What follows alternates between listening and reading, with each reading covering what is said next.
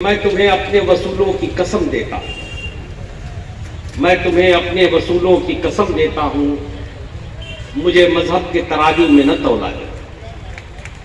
मैं एक इंसान हूं जिसने इंसान ही रहने की कसम खाई है, मुझे हिंदू या मुसलमान न समझा। मैंने इस पेशे को वैसा ही किया है जैसे आप मंदिर में जाके पूजा करते हैं और मुसलमान नमाज पढ़ता है, मैंने उसी तरीके से इस पेशे की भी इबादत किया। इबादत की तरह से मैंने अपनी जिम्मेदारियों को निभाया। तो अब आपको तय करना है, अगर आपको लगता है कि ये शाह आलम गुड्डू जमाली इस लायक है कि उसे तीसरी बार यहां से बनाया जाए मिले, तो आप मुझे बनाइए।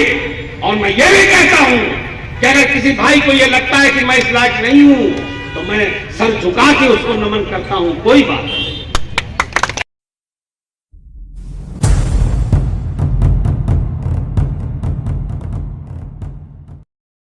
मैं अपनी बात यहां से शुरू करना चाहता हूं, क्योंकि डॉक्टर साहब ने ये बात कही कि कुछ लोग घूमते हैं और ये कहते हैं कि हमारी तो 60-65 हजार आबादी है, हम एक जाति से ताल्लुक रखते हैं इसलिए हमारा बेस वोट है।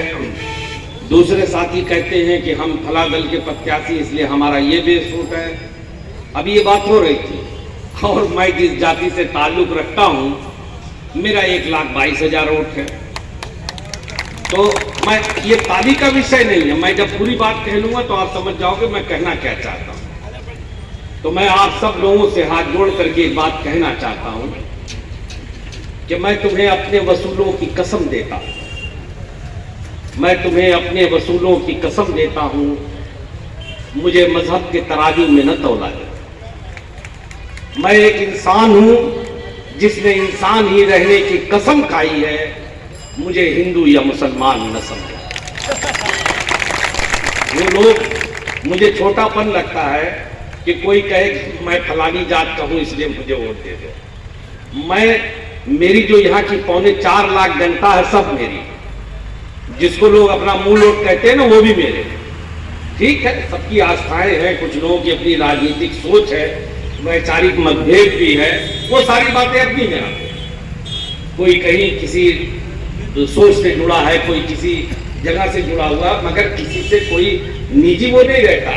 प्यार सम्मान सबको रहता है, सबके लिए रहता है। और आज अगर ये न होता, ये अलग बात है कि चूंकि हमसे जो लोग प्यार करते हैं, हमारे साथ रहते हैं, उनको ये लगा कि नहीं जमाली भाई को हमें विधायक रखना ही है, एक बड़ा जन समर्थन उबल गया, हमारे साथ खड़ा हो गए। देखिए केदार भाई भी बैठे हुए हैं वहां पे।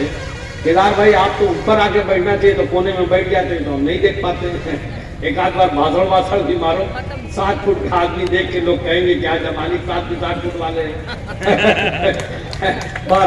तो ऐसा है, मैं सिर्फ ये कह रहा था कि ये बड़ा छोटापन लगता है कि हम धर्म और जाति के नाम पे राजनीति करें। मैं इस बात को मानता हूं कि अपने अमाल ऐसे बनाओ कि किसी को अपना धर्म और जाति बता के वोट न मांगो, और यही मेरी ताकत है, यही मेरी ताकत।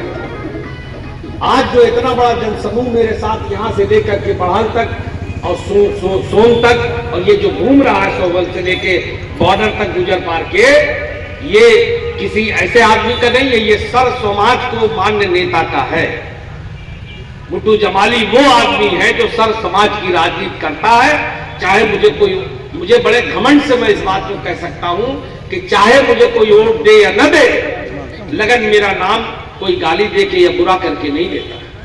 यही मेरी कमाई, यही मैंने कमाया है जिंदगी में। मैंने एक बार चुनाव लड़ा, 2 बार लड़ा, मैं जीता भी, और ईश्वर जानता है, अल्लाह जानता है कि एक बार जब मैं चुनाव जीत के आ गया तो मैंने कभी ये नहीं देखा कि कौन आदमी मेरे पास, जो आदमी आ रहा वो किस धर्म का है, किस जाति का है, किस दल का है, मुझे वोट दिया कि नहीं दिया, मैंने कभी नहीं देखा। मुझे हमेशा ये लगा कि अब मैं 4.25 लाख लोगों का जनप्रतिनिधि हूं, और मैं जिस लायक भी था, जो भी मेरी क्षमता थी, जिसने मुझसे चाहा कि मेरा ये काम हो जाए, मैंने हमेशा ये कोशिश किया, दिलो जान से कोशिश किया कि मैं तुरंत पलक झपते वो काम हो जाए। तो इसलिए मैं धर्म और जाति की राजनीति नहीं करता।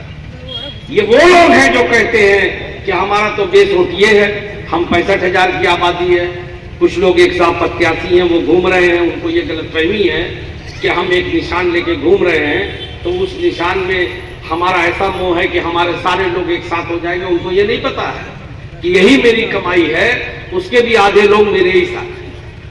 और ये पता चल जाएगा सबको 7 तारीख को सबको पता चल जाएगा। हम तो अभी कम से कम 20 SC बस्तियों से आ रहे हैं, सुबह से हम उसी में थे। ऐसा नहीं है, सारे लोग कहते हैं कि जमाली भाई आप लोगों ने, आपने हमें बहुत मान सम्मान भी दिया, प्यार भी दिया, हम लोग आपको नहीं छोड़े। और हमारे साथ यादव भाई भी टहलते हैं, ब्राह्मण भाई भी टहलता है, हरिराज भाई बैठे, छत्री भाई बैठे हैं, हमारे OBC भाई बैठे हुए हैं, मुस्लिम समाज भी खड़ा है। तो हमको कौन हरा पाया? हमको कौन हरा पाया?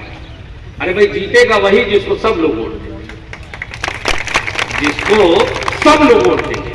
अब राजनीति की ऐसी बेबसी और मजबूरी होती है कि जब ये लोग कहते हैं कि नहीं हमारा बेस वोट, हमारा बेस वोट, हमारा बेस वोट, तब हम इन लोगों को याद दिलाना चाहते हैं कि तुम्हारा कोई कुछ नहीं रहा, तुम्हारे पास ना कोई बेस वोट है ना कुछ है, आप लोग कंगाल हो गए और अपनी करतूतों से कंगाल हुए। हमने नहीं कंगाल किया, हमने कुछ नहीं किया, आपके कर्म ऐसे हैं कि आप कंगाल हो। जिन वोटों को लेके आप बहुत पूछते थे ना कि हमारे पास तो इतना ये है, हम मिला देंगे, उन सब ने आपको अंगूठा दिखा दिया, उन सब ने आपको अंगूठा दिखा दिया। और वो आबादी जिसको आप कहते थे कि हमारा पट्टा लिखवाया हुआ है, जो 1,22,000 की आबादी रहती है माइनॉरिटी समाज की, कुछ लोगों को बड़ी गलतफहमी थी कि इसका तो हमारे नाम पट्टा लिखवाया हुआ, हम जाएंगे और पट से पड़ जाएगा। इस बार औकात पता चल जाएगी, 5,000 के वोट नहीं पाएंगे, 5,000। गुड्डू जमाली आज 9 दिन सिर्फ दौड़ रहा है और मैं तो यहाँ की 1 मिनट भैया, मैं तो यहाँ चौथा चुनाव लड़ रहा हूँ ना, 2 बार विधायक हुआ ही हूँ, पार्लियामेंट भी लड़ा, ये चौथा है। मैं BSP से भी लड़ता था, मैं कहता नहीं हूँ, लेकिन जो सही है वो बताता हूँ आपको। मैं देखता था कि भाई मुझे कितना वोट कहाँ से मिलता, सब मालूम। लेकिन इस बार मैं जाता हूं तो मुझे किसी से कहना नहीं पड़ता है, वहां पे भी वो लोग मुझे कंधे पे उठा लेते हैं कि गुड्डू भाई अगर आपको ठीक है, हम लोग सपा में थे, फला में थे, लेकिन ऐसा नहीं है, हम लोग आपको दिल से प्यार करते हैं। और अगर कोई आपको छल करके खत्म करना चाहता है तो हम उसी को खत्म करते हैं, हम उसी को खत्म। अब ये देखिए अल्ताफ भाई खड़े होकर मुस्कुरा रहे हैं तो वो ये कहते हैं।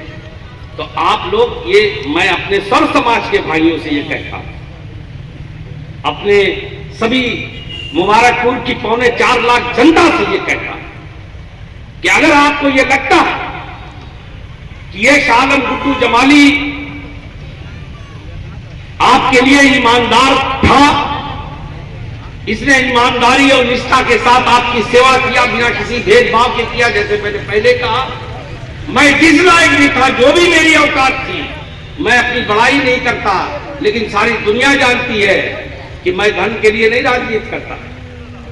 ईश्वर ने मुझे बहुत कुछ दिया, अगर मुझे कोई लालच थी तो यही लालच कल भी थी और आज भी रहेगी और शायद परसों भी रहे, उसमें कोई बुरी बात नहीं है इसको कहने कि हम दौलत क्या करेंगे, अपने कब्र में ले जाएंगे।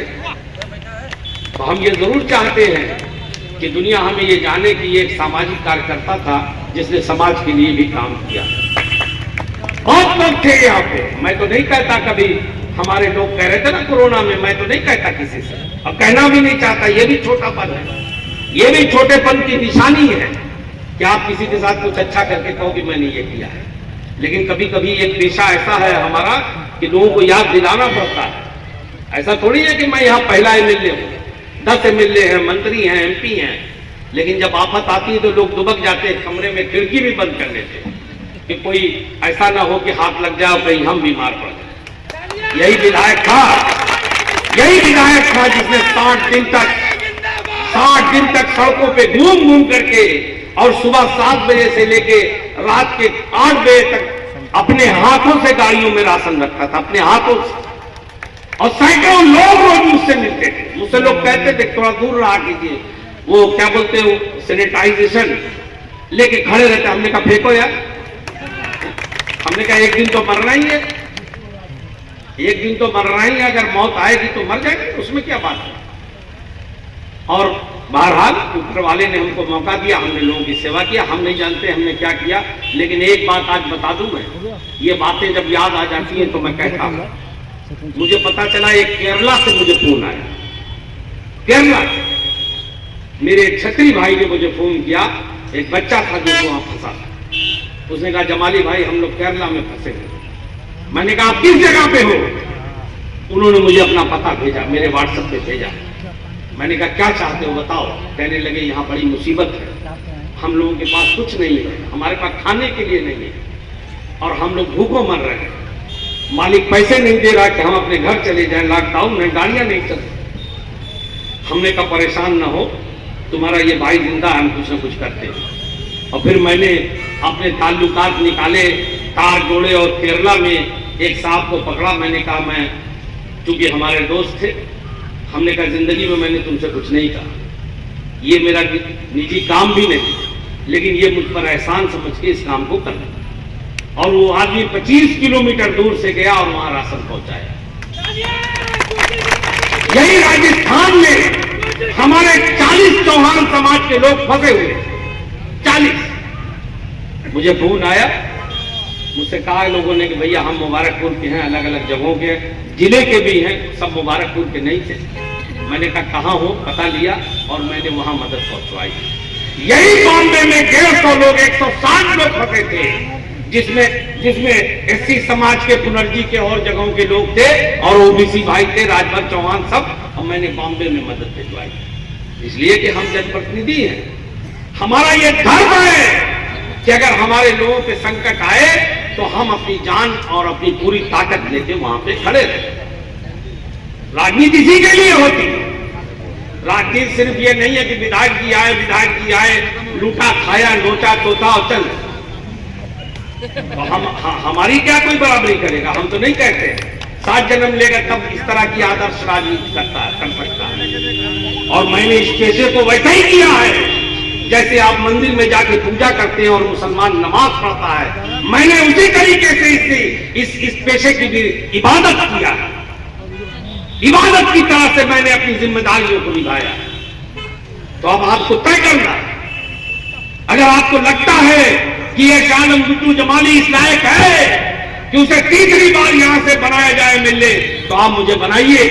और मैं ये भी कहता हूं कि अगर किसी भाई को ये लगता है कि मैं इस लायक नहीं हूं, तो मैं सर झुका के उसको नमन करता हूं, कोई बात नहीं। मैं मेरी तरफ मानता हूं, सही और गलत से मानता हूं।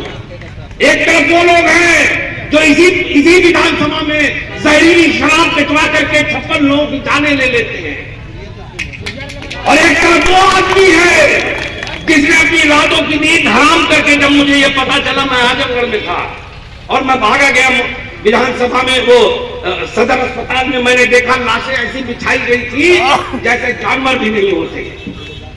और मैंने देखा, मैंने कहा इतने लोग मर गए? कहने लगे हाँ साहब 11 लोग मर गए। किसी ने कहा साहब 11 तो मर गए, कम से कम 20 तो बचती है। मैं दौड़ा भागा वार्ड की तरफ जाने लगा और एक वार्ड में 12-14 लोग भर्ती थे। मैं उनसे मिलकर दूसरे वार्ड में जाने लगा। इतने में जब मैं निकला तो 4-5 लोग फट से मर गए और वो भी जाने लगे। मैंने कहा इनको तो मैं अभी देख के आया। कहने लगे हाँ साहब ये भी। 1 मिनट के लिए मुझे चक्कर आ गया, क्योंकि मैंने इंसानों को कभी ऐसे मरते हुए नहीं देखा। इतनी उम्र हो गई मुझे, कभी मैंने इंसानों को ऐसे मरते हुए नहीं देखा। और धीरे धीरे 56-58 लोग मर गए। बहरहाल मैं क्या कर सकता था, एक जनप्रतिनिधि के नाते, जो मर गया उसे जिंदा तो नहीं कर सकता था, लेकिन मैंने अपने संगठन को बुलाया और मैंने कहा कि इसकी पूरी लिस्ट बनाओ। एक घर में जाऊंगा, उस परिवार से मिलूंगा और जो भी मेरी ताकत है मैं उनको सहयोग दूंगा। और मैं गया, मुझे याद है ठंड का दिन था, बारिश हो रही थी। यही एक गांव में जाता था, नाम नहीं लेना चाहता। यही मेरे संगठन के लोगों ने कहा कि यहाँ क्या जा रहे हैं? हमने कहा क्यों, हम यहीं के तो सबसे ज्यादा लोग मरे हैं। सुना कि हाँ साहब मगर 3 वोट मिला था। हमने कहा तुमने बड़ी छोटी बात कर दिया कि हमको वोट नहीं मिला तो हम ना जाए। और मैं गया वहां और मैं एक एक लोगों से मिला वहां पर, और मैंने बारिश हो रही थी, भीग गया मैं। लोगों ने कहा साहब इधर बैठ जाइए। मैं टीन के नीचे एक शेड था, वहां बैठ करके मैंने चेक काटा, और चेक काट के मैं आया। मैंने कहा कि मैं आप लोगों के साथ हूं, आपके दुख में शामिल हूं, आप जरा भी परेशान ना होइए, आप अकेले नहीं हैं, और इस लड़ाई को आज मैं यहां लड़ रहा हूं, कल विधानसभा में लड़ूंगा।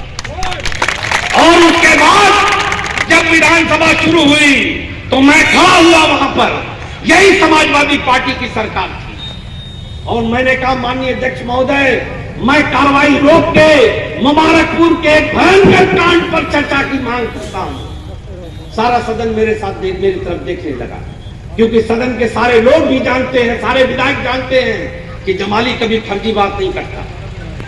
अध्यक्ष जी ने भी कहा कि ऐसा है जमाली साहब, 2 मिनट रुक जाइए, अभी हम आपकी बात सुन लेते हैं। मैं बैठ गया। फिर 2 मिनट बाद मैं खड़ा हुआ। मैंने कहा अध्यक्ष जी, मैंने बताया पूरी बात उनको। मैंने कहा ये सरकार इस मामले को दबा रही है, ये बहुत ही भयंकर कांड है, लगभग 60 लोगों की जाने गई है। तो सरकार कहती है हमें पता ही नहीं। हमने कहा यही तो हैरत है आपको, मुझे शर्म आती है ऐसी सरकार पे कि जहां 60 लोग मर जाते हैं और सरकार कहती है हमें नहीं पता। अरे हम लोगों को मालूम चला, बाद में मंत्री जी उठे और कहे कि हमको पता चला कि 4-6। हमने कहा ना, हम कह रहे हैं, हम देख के अपनी आंखों से आए। हमने पूरी मजबूती से इस बात को सदन में रखा, और हमने सरकार से ये मांग किया कि जो लोग मरे हैं उनको आप एक नौकरी और 10 लाख रुपया दी। नौकरी और 10 लाख रुपए तो नहीं मिला, लेकिन वो मैं ही था जिसने आपको 5-5 लाख रुपए दिलवाए थे सरकार। और मैंने सरकार को मजबूर किया। उसके बाद मंत्री जी ने मुझे खड़े होकर आश्वासन दिया कि हम मुआवजा दे देंगे और आपको चिट्ठी लिख देंगे। बाद में मेरे पास चिट्ठी आई कि इतने लोगों का पोस्टमार्टम हुआ था, हमने ये 5-5 लाख रुपए दिए। मैं इस क्षेत्र की कोई भी समस्या रही हो, चाहे विकास का मामला रहा हो, चाहे विद्युत का मामला रहा हो, चाहे किसानों का मामला रहा हो, चाहे बुनकरों का मामला रहा हो, मैंने हमेशा पूरी ताकत के साथ रखा सदन। और जहां तक ये परसिस्टेंट मेरी देन है, समाजवादी पार्टी वाले कहते ना मैंने बनाया था, आपने बनाया जरूर, क्योंकि आप सरकार में थे। जो भी सरकार रहती है वही करती, लेकिन ऐसे नहीं बनाया था। मैं आपके कलेजे पे चढ़ा था तब आपने बनाया, तब बनाया था आपने। मैंने इस मुद्दे को उठाया था सदन में, और मैंने कहा 60 साल हो गए आजादी के और ये हाल है उस विधानसभा में। तब मंत्री जी ने कहा कि अच्छा हम इसको देखते हैं। और यही अभी पिछड़ी में एक विद्युत केंद्र था, 10 साल पहले बना था जब बहन जी की सरकार थी, मगर आज तक चालू नहीं हुआ। मेरे एक पत्रकार भाई ने मुझे बताया, और दूसरे ही दिन मैंने इस मुद्दे को सदन चल रहा था रखा, और 15 दिन में चालू हो गया। और अभी ये जो एक्सप्रेस में बना है पानी का मुद्दा है ना, इस मुद्दे को भी मैं सदन में उठा चुका हूं, और इंशाअल्लाह अगर मैं रह गया तो ये महीनों महीनों में ही बन जाएगा। क्योंकि मुझे मंत्री जी ने कहा कोई भी आए हमारे क्षेत्र का काम उसे करना ही पड़ेगा, क्योंकि हम कोई जाहिल या गूंगे विधायक नहीं है। हमें अपनी बात को कहने का सलीका आता है और उस काम को कराने का भी सलीका है। इसलिए मेरे भाइयों, अगर आपको लगता है विधायक क्या है, इस क्षेत्र का एक जनप्रतिनिधि है, आपका वकील है, अगर आपको लगता है कि मैं इस लायक हूं, तो मैं आपसे सहयोग की अपील करता हूं। मैं चाहता हूं कि आप मुझे अपनी सेवा का मौका दें। मैं उन विधायकों में से हूं, मेरी राजनीति का आधार गरीब है। मैं गरीबों के लिए राजनीति करता हूं। कमीशन खाना छोड़ दीजिए, मुझे जब तनख्वाहें मिले, टीए मिला, वो भी मैंने समाज में कमजोर और जरूरतमंदों को बांट दिया, बिना उनका धर्म और जाति और नाम पूछे। इसलिए मैं सब समाज के लोगों से कहता हूं कि मेरा हक है आप पर, मेरा हक है आप पर। ये लोग जो घूमते हैं सड़कों पे, ये आपका कोई आंसू नहीं पूछेंगे, मुझे मालूम है। ये उल्टा आपको लूटेंगे, आपका शोषण करेंगे। ये जो दोनों प्रत्याशी घूमते हैं सपा बसपा, सबको मैं जानता हूं। ये लोग वही लोग जो दूसरों का खून चूसने वाले। और गुड्डू जमाली वो है जिसको आपने 10 साल बरता है। मैं कहता नहीं हूं, मैंने करके दिखाया, इसलिए सीना तान के कहता हूं। और ये लोग जो कहते हैं कि हमारे पास तो ये है, हमारे पास तो ये है, ये भी जान लें ये लोग कि इनके पास कुछ नहीं है। ये दोनों 85 सिमट जाएंगे 35 से 40 हजार। मैं दावे से कहता हूं, क्योंकि मैं एक साहब जो कहते थे कि अरे हमारे पास तो बहुत बड़ा वोट बैंक है मुस्लिम समाज का, आप कंगाल हो गए हैं अपनी करतूतों की वजह से, आपके चूंकि कर्म सही नहीं थे इसलिए आज यहां कंगाल हुए हैं ना, कल पूरे जिले और प्रदेश में कंगाल हुए, क्योंकि आपके काम सही नहीं, आपकी नीयत ठीक नहीं, आप बेईमानी करके राजनीति करते हैं। अभी हमारा एक साथी गया, मैं थूकता हूं ऐसे टिकट पर, लेकिन बात आ जाती है तो कहता हूं मैं तो अपने घर में बैठा, मुझे बुलाया और 80 दिन तक मुझे लपेटे रहे। काहे?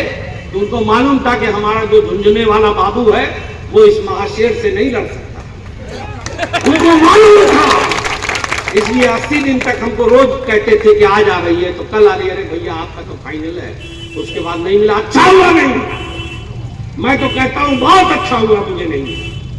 आज मैं यहां इनको ध्वस्त करूंगा, उसके बाद पूरे जिले में करूंगा। और आज मैं बताता हूं मेरे यादव समाज के भाइयों, तुम मेरी सुनो, ये जो लोग वहां घूमते हैं टिकट नहीं मारा, आना मेरे पास, इंशाअल्लाह इसी बैनर तले आपको विधायक बनाऊंगा, मैं इसी बैनर तले बनाऊंगा, अपने एससी भाइयों को भी बनाऊंगा, अपने क्षत्रिय भाइयों को भी बनाऊंगा, और सर्व समाज के लोगों को हम बनाएंगे। 10 सीट है यहाँ पे, कहीं आप मेरे साथ खड़े हो जाना, कहीं हमारे लोग आपके साथ खड़े हो जाएंगे, उसमें क्या दिक्कत है भाई, उसमें क्या दिक्कत है? आज आपने देख लिया मुबारकपुर की जनता को कि किसके साथ खड़ी, मुसलमानों का बड़ा नेता कौन है ये सबको अपनी औकात पता चल गई है। मैं कहना नहीं चाहता, अभी 2-4 दिन और, ये तो मात्र 9 दिन में हुआ है, अभी 9 दिन बाकी है। 9 दिन में ऐसा हो जाएगा कि रास्ता दिखाई नहीं देगा कि किस गली से जाएं, हिम्मत नहीं पड़ेगी। इसलिए अब तो मैं यादव भाइयों से कहता हूं, अब आओ हमारे साथ जुड़ो।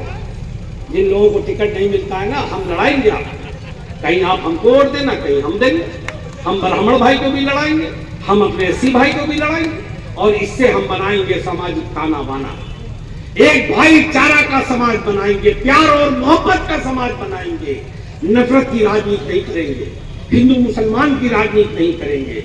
कहीं हमारे लोग आपको जिताएंगे, कहीं आप लोग हमें जिताएंगे, कहीं हम ओबीसी भाई को जिताएंगे और हमारा ओबीसी भाई हमें जिताएगा, और हम इस प्रदेश में इस पार्टी को एक मजबूत प्लेटफॉर्म देंगे। अमरपाल भाई मेरे पहले से कैंडिडेट हो गए मेरी बात हो गई है इससे तो मेरे भाइयों अंधेरा हो रहा है, मैं आखिरी बात अपनी कह के आपसे अपनी बात को खत्म करता हूं। जैसा मैंने पहले भी कहा, दोबारा कहता हूं कि अपनी विधायकी को मैंने इस जिम्मेदारी को वैसे ही निभाया जैसे इबादत की जाती, जैसे पूजा पाठ किया जाता, उसी शुद्धता से निभाया। मैं एक इंसान, मैं ये कसम नहीं खा सकता कि मुझसे गलती नहीं होती, मैं 100 काम करता हूं, 2-4 गलत भी होते होंगे, मगर मेरी नीयत हमेशा सही है, हमेशा मैंने शुद्ध नीयत और शुद्ध भावना के साथ काम किया, और यहाँ की 4.25 लाख जनता मेरा परिवार है, मेरे परिवार का हिस्सा है। इसलिए आपके इस विधायक को आपकी जरूरत है। मैं आपसे 7 मार्च के लिए अपने पक्ष में वोट की अपील करता हूं, और मेरा निशान पतंग है, उस निशान के लिए आपसे वोट मांगता हूं। खुदा हाफिज, नमस्कार, जय हिंद।